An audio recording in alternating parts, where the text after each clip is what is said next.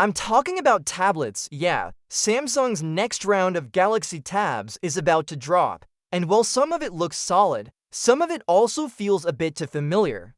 Maybe even a little underwhelming, but let's break it down together and see what's really going on here. Let's start with the Galaxy Tab S11 Ultra. Thanks to a certification listing spotted in Finland, we now know the Ultra is on its way and coming in 3 versions. One is for 5G and Wi-Fi, another is Wi-Fi only, and then there's a third that looks like a South Korea-specific model. So far, nothing unusual, but then you look at the details and things start to get a little less exciting. The battery is getting a small bump. It's going from 11,200 to 11,600 mAh. More power is always welcome, of course, but then you realize the charging speed is still capped at 45 watts. And that's where people start asking questions. Because if the Galaxy S26 Ultra is rumored to get faster charging, why isn't Samsung doing the same with their top-tier tablet? It just feels like a missed opportunity. A flagship tablet should feel cutting-edge. Not just safe, now storage and memory. The S11 Ultra comes with 12 GB of RAM, no matter which version you pick. That's great, but you only get 2 storage options. 256 GB and 512. That's it. No 1 TB model this time around, which feels kind of strange, especially since the Ultra model is supposed to be the best of the best. If you're a content creator or someone who works on the go, that missing 1 TB option might actually make you hesitate. And then there's the design. The colors are just gray and silver. That's it. No bold new shades, no personality. Just basic, functional, safe. I mean, these are tablets, not luxury handbags, sure.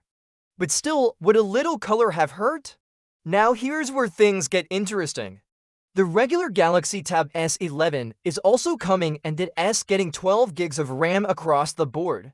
That's surprising. Usually, the non-Ultra models take a hit on RAM, but this time Samsung's keeping it level. Storage starts at 128 and goes up to 512 GB.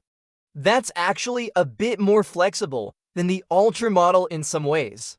Which is weird but good, I guess, and just when you think that's it, Samsung throws a curveball. They're bringing back the Galaxy Tab S10 Lite. Yes, the S10 Lite, but it's being re-released with some updated internals. It'll run on the Exynos 1380 chip, and comes with just 6 gigs of RAM and 128 gigs of storage. So yeah, very entry-level, pretty basic. But for someone on a tight budget who just needs a tablet that works, maybe that's enough. At least this one has a little flair. It comes in coral red, gray, and silver. So finally, a pop of color, but here's the thing. Looking at all of this together, you start to get a sense of what Samsung's doing. They're not trying to wow us this time. They're not pushing the limits. They're refining, adjusting, playing it safe. And maybe that's okay. Not every year has to be revolutionary.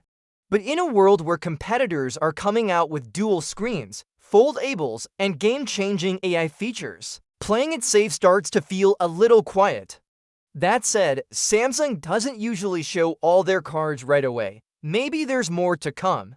Maybe there's something big they're holding back for the actual launch event. Maybe we'll get some big software features or better S Pen functionality, or something totally unexpected. But if this is it, if what we're seeing now is the whole picture, then yeah, it's clean and solid. But it's not blowing anyone's mind. So now I want to know what you think.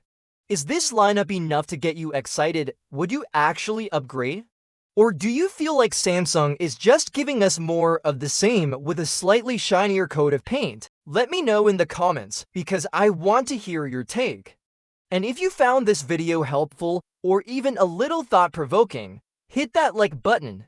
Subscribe if you haven't already because we've got more tech updates coming that you won't want to miss. Thanks for hanging out with me. I'll catch you in the next one. Take care.